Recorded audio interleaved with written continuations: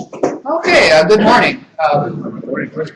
Glad to be with you again this morning, and then I'll be leaving after lunch. So it's been great to be with you. This is chapter 3, and you'll see as we go through this. This morning is going to be a little bit hard.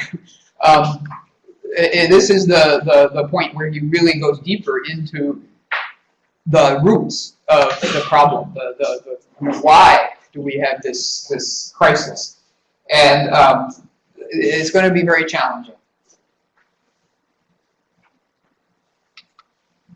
So if we look at what we've been seeing so far, if we think of chapter 1 as presenting the symptoms of the illness, such as pollution, climate change, water scarcity, lower quality of human life, and so on.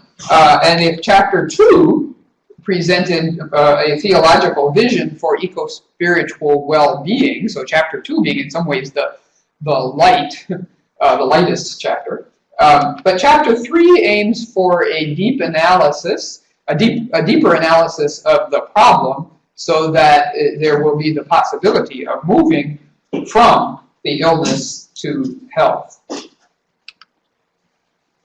And in order to understand chapter 3, it helps to realize that there is a thinker behind the scenes whose name is Romano Guardini. And Romano Guardini was born in 1885 and died in 1968. He was born in Italy, but his family emigrated when he was a very small child to Germany, so he basically lived his life as a German. And he became a Catholic priest and a philosopher. He was the teacher, or one of the teachers, of Joseph Ratzinger, who became Pope Benedict XVI, and he was the subject of the doctoral dissertation, never completed, of Jorge Bergoglio, who became Pope Francis. So he's a very influential figure. And it's interesting, especially to me, it's interesting that both of the most recent popes were so deeply influenced by Guardini, and yet the tone of the two popes is very different. For Benedict, he takes in Guardini's dark vision, and I think it creates a kind of deep anxiety in Benedict, and he speaks out of that deep anxiety. Whereas Jorge Bergoglio, Pope Francis, has a fundamentally optimistic personality. So he takes in the dark vision and he makes it his own, and yet he always comes out with a vision of hope and goodness in a way that the tone anyway is clearer, I think, in Pope Francis. So chapter 3 of Laudato Si is really permeated with Guardini's philosophy. And just a preview of Guardini's dark view of the modern world, and this is from a Washington Post article by Matthew Schmitz, who says that the book that Francis cites in Laudato Si is Guardini's book entitled The End of the Modern World, which was a dark tome written in an era of World War. Actually, if we think of Guardini's life, he was born in 1885, so while he was still a young man, World War I was going on, and then when he was in the prime of life, in his 50s, World War II is going on, and he lives in Germany, and the time in between the wars was a very difficult time also in Germany, and he saw the rise of Hitler and so on. So you think of all that as being his context, it's no wonder he had a dark view of humanity and of the modern world. So Schmitz says that the premise of Guardini's book is that there is only one standard by which any epoch can be fairly judged. To what extent did it allow for the development of human dignity? And obviously Guardini found his own lifetime sadly, deeply, profoundly lacking in that.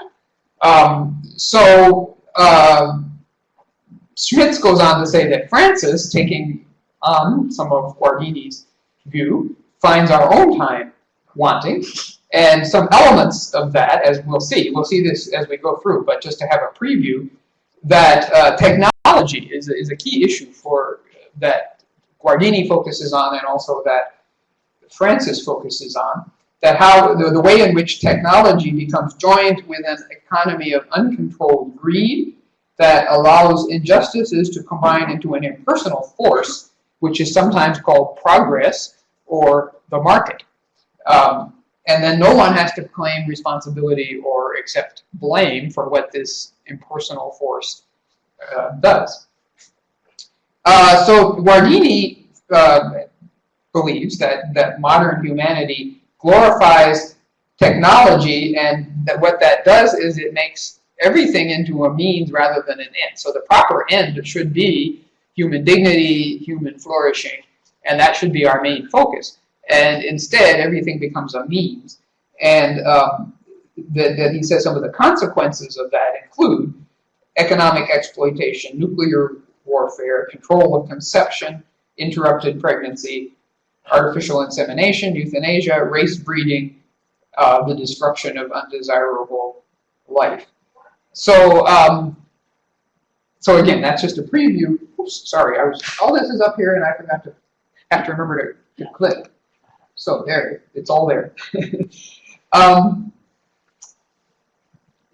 one of the things, this is just a side comment, but one of the things that was sobering for me to discover in some of my studies is that actually the Nazi movement had a quite enlightened ecological perspective. They believe, you know, the connection with blood and soil and so on, and they actually promoted very positive, sustainable practices for the land, and talked a lot about the significance of human connection to the earth and the land and so on. So it's just a reminder that these ideas that we are promoting could be connected to a totally different type of philosophy, and so that always we have to keep an eye on, you know, what they're being connected to when we are aware of that. So chapter 3 actually only has 3 sections, the third of which becomes a little bit eclectic. He kind of brings in a number of different topics in the third section of this chapter. So again, he begins, the first section is on technology and its creativity and power. And he begins by saying that the technological modification of nature has always been part of the very definition of humanity. So technology basically means the use of tools. And of course, for us as human beings, that use of tools becomes extremely sophisticated and varied. Actually, we've learned more and more about there are more animals that use tools than had previously been realized. We used to say that, you know, there weren't any, or that only the highest primates use tools. And it has been discovered that, for example, some birds can use sticks to obtain food. That they can use put the stick in their beak and use the stick, and so that there is more tool use than realized. But still, no other species comes anywhere close to the abilities of humanity. So it really is a part of our definition. In that sense, it is not intrinsically an evil. But the problem, he says, is that today the human family is at a crossroads to decide whether technology can fulfill our human destiny, or whether it will in fact destroy our humanity. So he begins by recognizing the amazing benefits of technology, for example, in medicine, in transportation, in communication. And when we think about our lives, and especially the lives of those of us who are able to benefit from these technologies, which of course large portions of humanity do not have access to these amazing technologies. But for those of us who do have that potential, we think of how they've changed our lives for the better. And it is right to rejoice in these advances. He says, how can we not feel gratitude and appreciation for these? But the other side of technology is the dark side. And of course, a major part of that dark side is the potential, the even intentional destruction, for example, of military technology. Military technology isn't the only kind that can have a dark side, but it's the most obvious, you might say. He says technology has given those with the knowledge and especially the economic resources to use them an impressive dominance over the whole of humanity and the entire world. And then he says, never has humanity had such power over itself, yet nothing ensures that it will be used wisely, particularly when we consider how it is currently being used. The detonation of the nuclear bomb happened a long time ago, but is the perhaps most extreme example of humanity using technology in an utterly destructive way. But it's so many ways other examples that could be given. And he says, we stand naked and exposed in the face of our ever-increasing power, lacking the wherewithal to control it. And again, the war is not the only example, but when we see how war damages civilians, but more and more about how it's even the soldiers who participate in war are profoundly damaged, not only physically but psychologically, by their participation in this massive technological destruction that war is. So then he goes into the underneath that, what is it that we're talking about here, the analysis. And the key term that he uses is the technocratic paradigm. So it's not just technology in itself, but it's the paradigm that we have for interpreting the world in terms of technocracy. So technocracy would be a culture and a society that is structured around the dominance of technology, so that technology becomes the center in some ways of that society and culture's way of understanding itself and way of engaging the world. So he says, this technocratic paradigm exalts the concept of a subject who, using logical and rational procedures, progressively approaches and gains control over an external object. So everything becomes an object for us. Everything is not part of ourselves, but rather is something that we can manipulate, control, change in any way that we want to. So everything becomes that. People become that. And of course, and all kinds of natural creatures, ecosystems, everything. It's just an object for our use and for our control and manipulation. So he says this subject, meaning the human person, makes every effort to establish the scientific and experimental method, which in itself is already a technique of possession, mastery, and transformation. It is as if the subject were to find itself in the presence of something formless, completely open to manipulation. So rather than recognizing things as they are, as having their own distinct value, quality, character given by God, and for us to engage with them in a relationship of respect and mutual building up, you might say, that this technocratic paradigm simply looks at everything as something that I can, that doesn't have any character of its own, because it's only about me. Basically, that's the issue, that it's only about me or about us as human beings.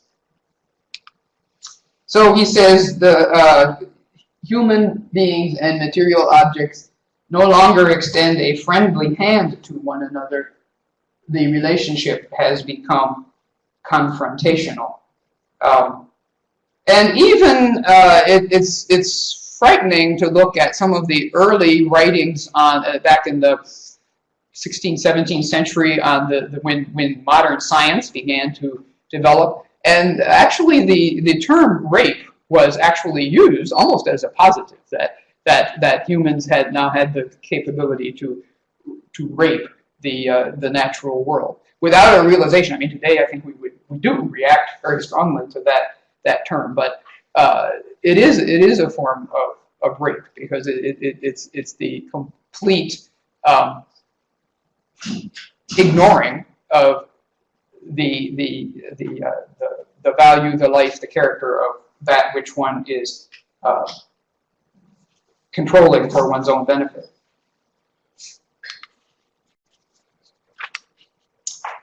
And then he uses this very strong word, the lie, the hidden lie that fuels our economic systems. And says, and the hidden lie is that the paradigm of unlimited growth, the idea that there is an infinite supply of the earth's goods. And that, of course, is not true, that the earth as a whole and any specific ecosystem within the earth only has a limited amount of resources, and those. So if your paradigm is that growth can always continue, then the planet is squeezed dry beyond every limit.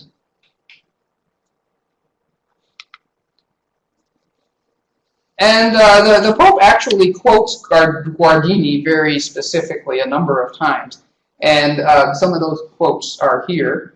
And I don't know if they shows up, some of them are actually in a little bit darker text. But anyway, technology tends to absorb everything into its ironclad logic, and those who are surrounded with technology, and this is the quote, know full well that it moves forward in the final analysis neither for profit nor for the well-being of the human race. And I think I'd have to look back at Guardini's text. He says not for profit. I mean, it does move for monetary profit, but not for real profit. Certainly not for. It doesn't have human well-being at the center. And then in another quote, in the most radical sense of the term, power is its motive, a lordship over all. As a result, quote, man seizes hold of the naked elements of both nature and human nature. And then our capacity to make decisions, a more genuine freedom, and the space for each one's alternative creativity are diminished. So there we see Guardini's philosophical vision of what technology is, how technology is being understood and used in the modern world. And then the question, can unfettered markets promote integral human development? Because, of course, the unfettered market, again, which is part of the paradigm of unlimited growth, always points to the upward movement of the profit of the company as the decision-making issue. And he says that the economy accepts every advance in technology with a view to profit without concern for its potentially negative impact on human beings.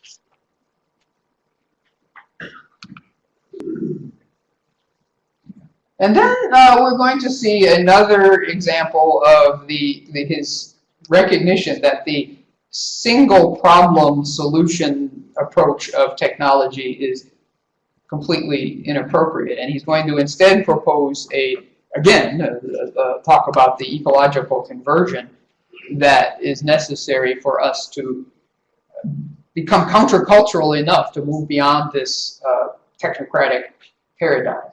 Because he says ecological culture cannot be reduced to a series of urgent and partial responses to the immediate problems of pollution, environmental decay, and the depletion of natural resources, which is pretty much the way we typically respond to things, is that we recognize a specific problem, we find a technological solution to that. But he says instead, there needs to be a distinctive way of looking at things, a way of thinking, policies, an educational program, a lifestyle, and a spirituality, which together generate resistance to the assault of the technocratic paradigm. So he has a big agenda here. The complete change of attitudes, of culture, and then from that also of policies and that's what, so the meaning of ecological conversion, I mean, it does begin from the inside. It has to begin from the human person changing their personal way of relating to things, but it blossoms into this complete pervasive conversion of the culture and of the governmental approach. And then we see how Francis's own optimism can never be quelled, that he, despite giving so far a pretty dark view, a very dark view actually, he says, still, an authentic humanity calling for a new synthesis seems to dwell in the midst of our technological culture, almost unnoticed, like a mist seeping gently beneath a closed door.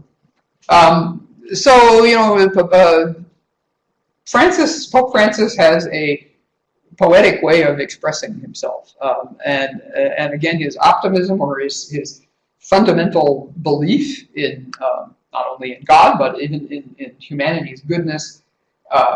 He says that you can't keep humanity down in that sense, or at least not completely. So you think of, and many of you have probably seen and lived in situations where human beings are living in terribly undignifying and inhumane realities, and yet their humanity is still there and still manifests itself in many forms of goodness. So he says that this is still there, no matter how much the technological culture has gotten a hold of us, but he says, will the promise last in spite of everything, with all that is authentic rising up in stubborn resistance? And then the third part of this chapter is called The Crisis and Effects of Modern Anthropocentrism. And so he's going to look at our understanding of humanity and saying that a wrong understanding of who we are as human beings, anthropology, is at the root of the problem. And so he says an inadequate presentation of Christian anthropology gave rise to a wrong understanding of the relationship between human beings and the world. Often what was handed on was a Promethean vision of mastery over the world, which gave the impression that the protection of nature was something that only the faint-hearted cared about. So the Promethean vision, of course, is of a heroic, totally dominant and successful male conqueror, and that being the ideal, in some sense, of humanity. And what does that do then? Where does that leave those who don't fit that paradigm? And he's going to give some very concrete examples of those who do not fit the Promethean paradigm. And he says, when we fail to acknowledge as part of reality the worth of a poor person, a human embryo, a person with disabilities, to offer just a few examples, it becomes difficult to hear the cry of nature itself. So the Promethean vision of humanity rates some people as worthy and some people as fully human, and therefore having the right to all the benefits of that technology and modern society can offer. But vast numbers of human beings become disposable. And he uses that not in this paragraph, but elsewhere. He uses the image of the disposable humanity. And so he says everything is connected, and I've pointed that out. That's sort of the mantra, one of his mantras in this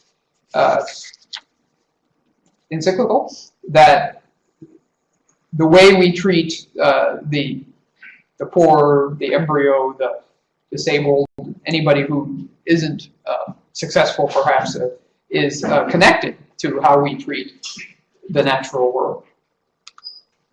However, he then goes on to say that the answer to misguided anthropocentrism is not biocentrism. And we already saw yesterday how one of his agendas is to affirm the uniqueness of human beings. It says human beings are not simply one being among others, the product of chance or physical determinism, which, from a strictly scientific point of view, just looking at evolution and the evolution of human beings, that from that point, that strictly scientific point of view, many do understand that human beings are the product of chance or physical determinism, and that human beings are simply one species, one of the millions of species on Earth. But he does not affirm that. He wants to say that humans are unique. And then he says human beings cannot be expected to feel responsibility for the world unless at the same time their unique capacities of knowledge, will, freedom, and responsibility are recognized and valued. Now that would be a point that some would critique, that some would say that's not, that human beings could see themselves completely as a member of the community of species, and that in itself would be a motivation to respond. But his perspective is that it's very important to affirm the uniqueness of what human beings are capable of. And he also says Christian anthropology can never be individualistic. Our relationship with the environment can never be isolated from our relationship with others and with God. So we come back again to those the three-cornered relationship that human beings are defined by our relationship with God, with neighbor, and with Earth.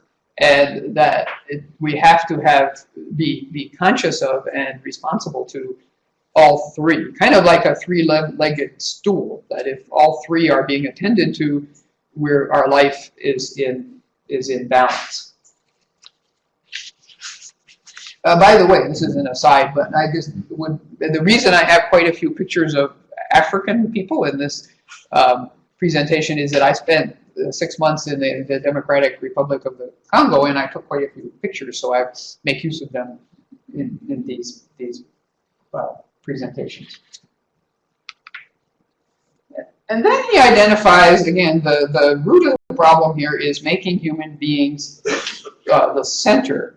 That if I am the center, or if my family is the center, or those human beings that I relate to are at the center, everything else becomes relative to my convenience and my well-being, my comfort.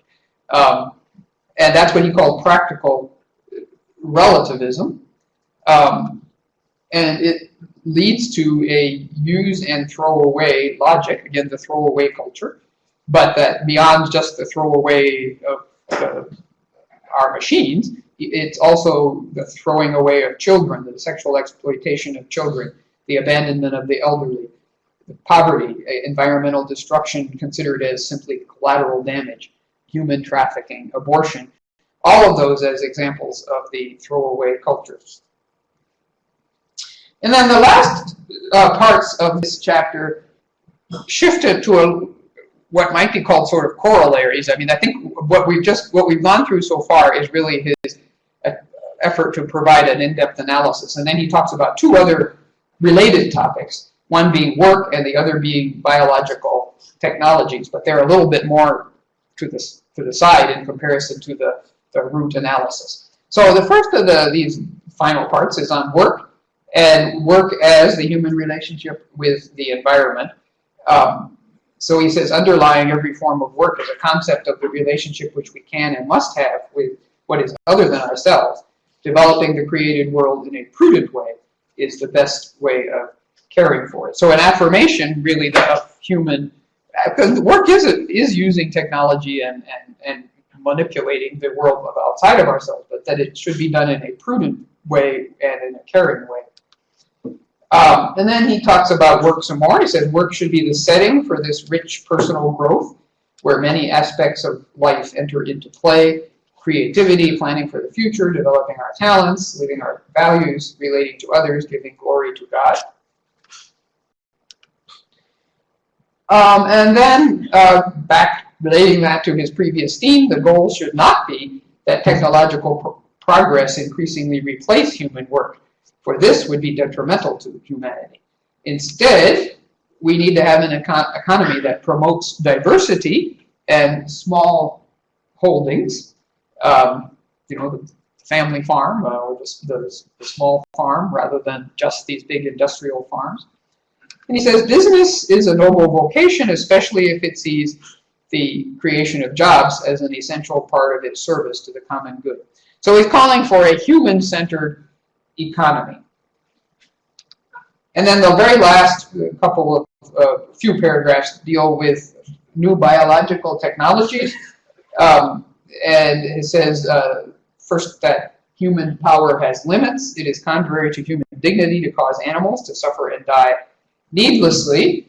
But on the other hand, he does affirm scientific intervention, including genetic manipulation, can be a part of the noble human vocation to participate in God's creative action, but any legitimate intervention will act on nature only in order to favor its development in its own line, that of creation, as intended by God.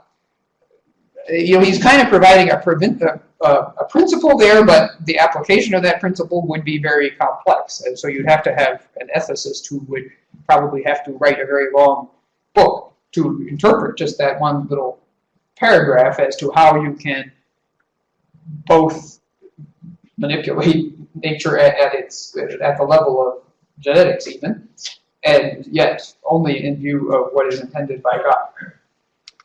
And then he addresses the issue of genetically modified crops, which is a huge issue, especially in Europe, to some degree also here, and how it must be considered in relation to its effects of displacing rural workers and destroying complex networks of ecosystems. And then he concludes with another call to dialogue. He's always going to come back to the fact that we must have dialogue among all the voices. So he says, in these complex environmental issues, let us listen to all the voices. Farmers, consumers, civil authorities, scientists, seed producers, people living near fumigated fields, and others. So that's the chapter on the human roots of the ecological crisis. And as Marcia said, we'll have time now for questions. And since this is my last time with you, if your questions, they might deal with today's topic or with the earlier chapters that I presented. And please wait for the microphone, because there are people that are listening from afar, and they can't hear if you just speak without the microphone.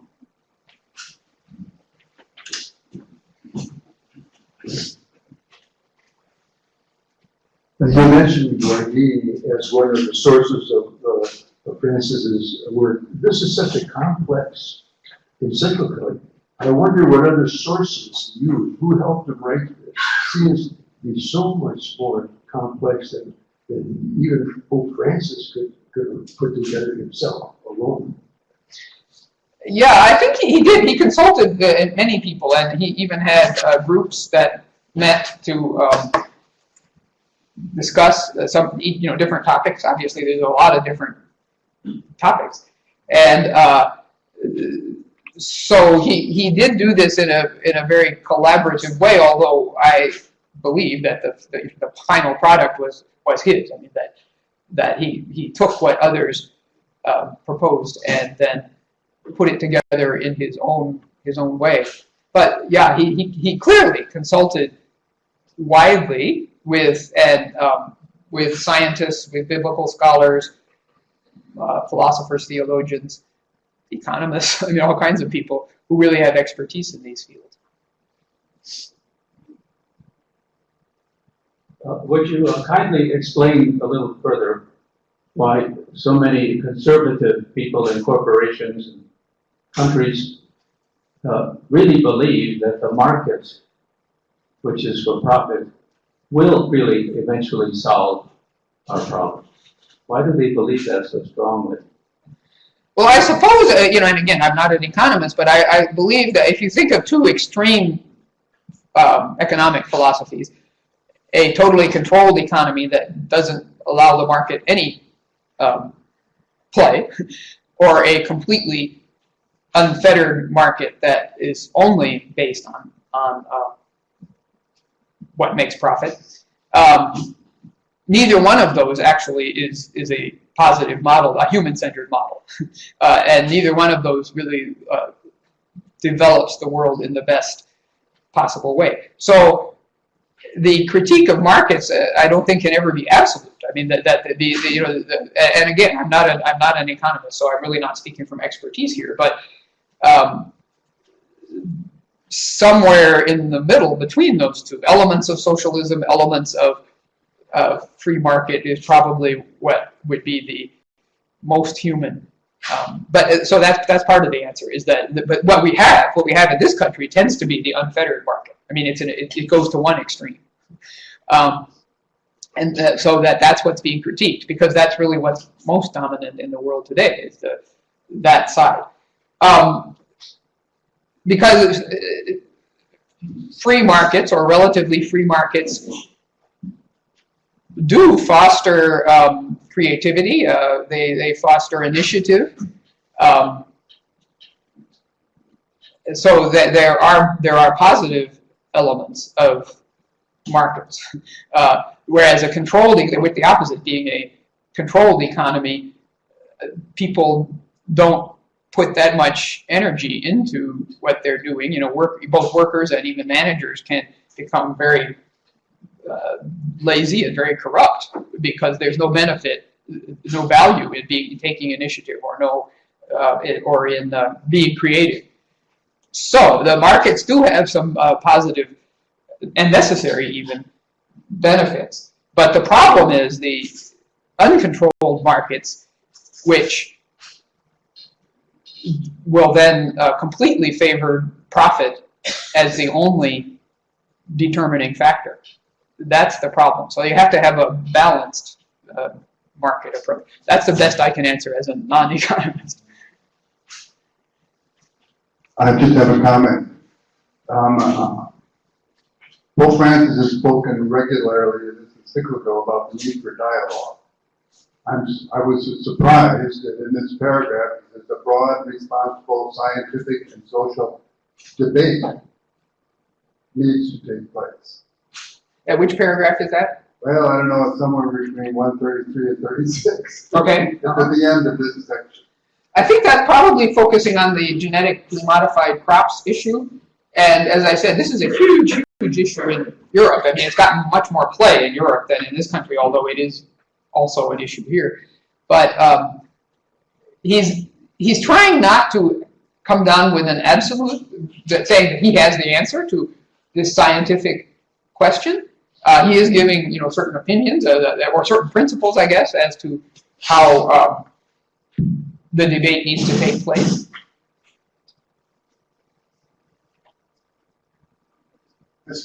I didn't read the previous sentence correctly. Okay. Thank you, Professor. I'm wondering if the sequence of intervention is necessary, is proper, in the sense that Pope Francis is asking us to sort of give Earth a place at the table when decisions are made.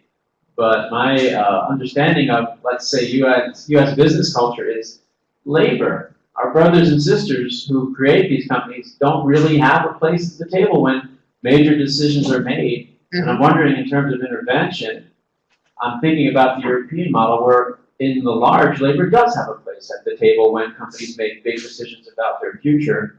So, in order to save the Earth, would it not have any benefit to first talk about workers' rights? Because that's if your own brothers and sisters don't matter to the bottom line, then how are we going to get to the abstraction of Earth? I'm wondering if the sequence could be adjusted. Yeah, well, I think that at least what the principle the Pope is presenting is I call it the three-cornered stool. That we have to attend to God's values. That what is God seeking to create? What is the impact on human beings, and what is the impact on the Earth? And we have to be like having the circulation among all three. So yeah, labor, in terms of business decisions, the impact on on the labor as well as consumers and so on, that all should have a voice.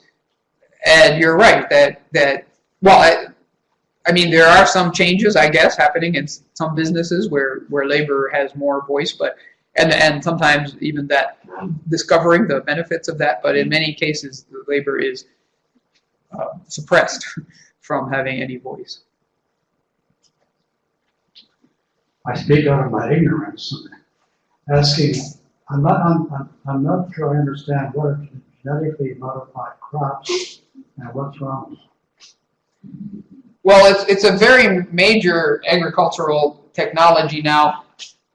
For example, to create a kind, I mean, I don't know the specific crops, but let's say a type of wheat that genetically resists a type of fungus, let's say, that would be, often threatens the wheat crop in that region. And so they can genetically modify so that the wheat that's grown will have that resistance. And what's wrong with it is that you don't know what other impacts that can have. That's one thing that's wrong with it, that changing things at the level of genetics could have many other kinds of impact besides, again, the technology focuses on one problem and one solution. One other thing that's wrong with it is the control of seeds. Traditionally, for as long as humans have been in agriculture, people saved their seeds and planted them. And the big agricultural companies are more and more striving to gain complete control of seeds, so that oftentimes when they're genetically modified, you can't save the seeds and plant them. They'll probably be degraded forms if you do that. So you have to buy the seeds each year from the company. And that obviously costs money. It also suppresses local varieties so that everybody around the world is all planting the same kind that Monsanto or whoever sells. So there's many problems with it.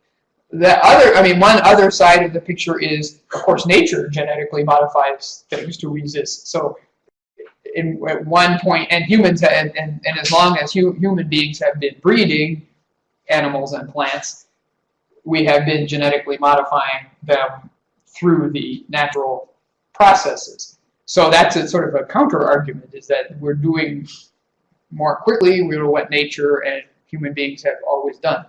But again, and the word that Laudato Si uses, that Pope Francis uses, rapidification. That when nature does it, or even when human beings have done it through breeding, there's a longer process of experimentation and of adjustment of the whole picture, rather than just going directly in and changing genes.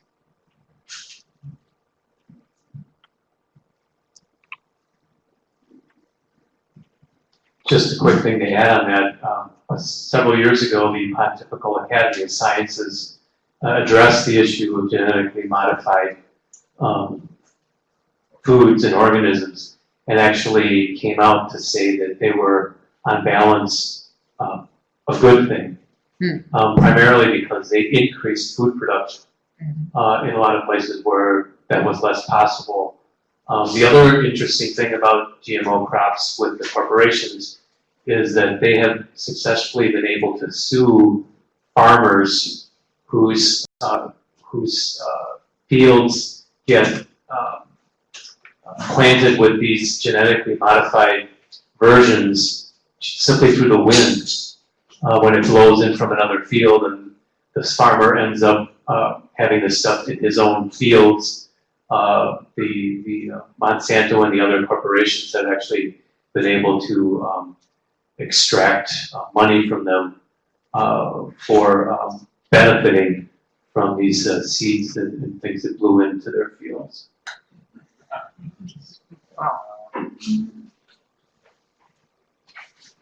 I have a question from Michael, who is a Capuchin in Nigeria. And he also had a question from the first session too, so I'll share both. The question from the first session was when we were talking about how Pope Francis talked about how developed countries should be helping to support developing countries in addressing the issues that are occurring. And so he was asking in what ways are developed countries supporting, or what are some ideas of how developed countries can support developing countries in addressing the issues. And then today his question is, are there any campaigns against genetically modified crops in parts of the world, especially in the African continent? Well, to the second question, I actually don't know specifically, but I bet there are. I don't know if they are as strong as they are. Again, Europe, I think, is where these campaigns against the crops are strongest. Many Europeans simply refuse to buy any food that contains genetically modified material. And in the United States, there certainly are campaigns, and I don't know about Africa, but I'm sure that there are.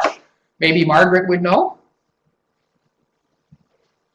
I was just going to say, actually, also in India, it's one of the biggest campaigns in all the world. It's in India, led by Vandana Shiva, who some of you may know. If you don't, you should look her up and read her stuff. Because the introduction of these GMO seeds into India has destroyed agriculture in the country for many farmers. Millions of people subsist on farming, and it's led to an unbelievable rate of suicide of farmers who can no longer live off the land. So there's a huge campaign there. There are some in Africa, actually, as well. I don't know them as well, but it's actually spreading all around the world. And tomorrow, when we have a conversation with Moima, who lives in Brazil, she does work, and they do south to south work, so they do work in different African countries as well as in South America. So she might be able to speak to that particular question. Yeah, I'm sure. The other question was about how developed countries ought to help less developed countries, and what the Pope specifically said was debt, that we owe them a debt that we. And what he means by that, I think, is that the fact that a country like the United States is so wealthy is based on having received resources at very low prices, or almost stolen from many of these countries that now, quote, owe us money because they've had to borrow money and so on. And that is, so we've had like a double benefiting from them, and they have not had any benefit from us, and that needs to be reversed. So that's one thing, is the financial change. I mean, it's not very likely to happen anytime soon, but this is what he is affirming, that as the ethical principle that he says ought to be. And then, of course, the other part would be, well, technological help. Of course, he's critiquing technology, but insofar as, let's say, sustainable technology is available, and it's much more available in more developed countries, to really share that and provide that within the countries that are less developed. And of course, it is happening to a certain degree, but often even that happens in exploitative ways, where it's supposed to be for their benefit to increase agriculture or whatever, but what it really is doing is taking the land of the people, or destroying the livelihood of many people. So it's under the guise of sharing our technology. I mean, there's always both sides, I guess. I'm sure there are many wonderful projects, and some of you might know about some of the good projects that are going on, but there's also a lot of exploitation that happens, the greenwash, as they say. And we see it all the time in advertising in this country, that these big corporations are promoting, advertising what they're doing for the environment, which is greenwashing. They're trying to paint over in green what they're really doing, which in many cases is not good for the environment. I guess most a reflection from my experience. We're all talking about centralization of making greatness, bigness, and I feel that we're learning from being a missionary. You learn that when you go to a culture, you first incarnate it, to come on with it, do what makes them, and see how they're growing already, and try to understand their growth, to come with your ideas, and try to integrate that and finding common where they grow and we grow. And I feel that many times we use that, I sense in dialogue, the need for this incarnating into the reality of people. Almost you have to go into a people, into their womb, and be born from them, and you begin to understand where you fit in the picture, and then you can enrich you, and you see broad vision. So many times all is here opens to me a new vision again of Pope, who is a Hispanic Pope, okay? He has some reality of that. Yeah. So the Hispanics are all for that. You have a big church, big, gigantic. I have to go back to the Mystic Church, going in last year, and grow from that. So I think it's really important to keep that in mind all the time, all this stuff. Yeah. And we just keep in mind the biggest and great corporations. Co-ops are good because they always work with young people. So it's important. Okay, thank you. And thank you also for pointing to the Latin American heritage of the Pope. I mean, he's Italian immigrants to Argentina, his family. So he grew up, lived his life in Latin America. And so he's obviously permeated with that, including the liberation theology perspective. I mean, that's a whole other story in terms of earlier in his life, he was critiqued for, in some ways, not necessarily supporting liberation theology in certain ways. But the trajectory of his life certainly has been in that direction and very deeply in that context. We'd like to offer a round of applause for our sister.